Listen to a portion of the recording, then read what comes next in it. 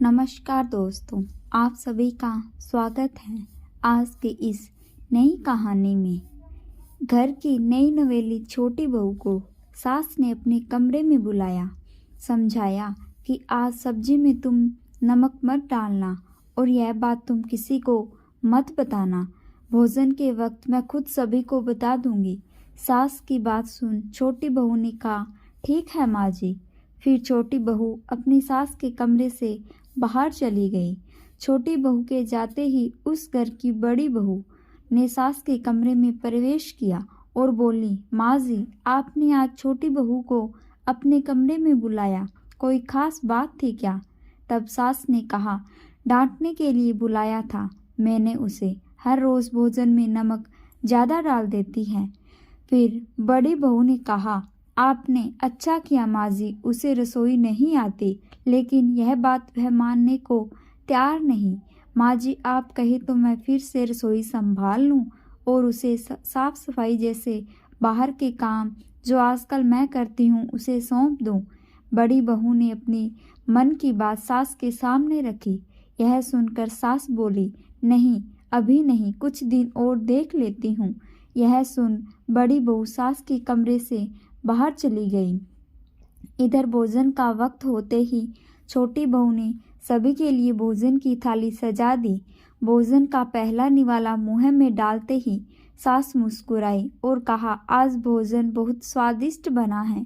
घर के सभी सदस्य भी बड़े मन से बिना कोई नमक की शिकायत के आज भोजन खा रहे थे।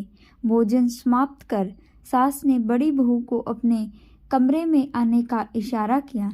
सास का इशारे पर बड़ी बहू झटपट कमरे में जा पहुंची।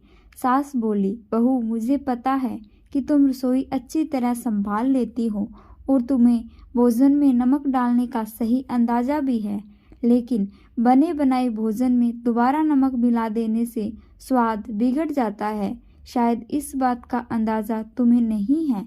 अपनी सास की बात सुन बड़ी बहू चौंक गई और कुछ बोल ना सकी, लेकिन सास ने अपनी बात पूरी करते हुए कहा, मैंने छोटी बहू को अपने कमरे में सुबह बुलाकर आज यही बात कही थी कि तुम आज खाने में नमक मत डालना, लेकिन फिर भी भोजन में नमक की मात्रा बिल्कुल सही थी।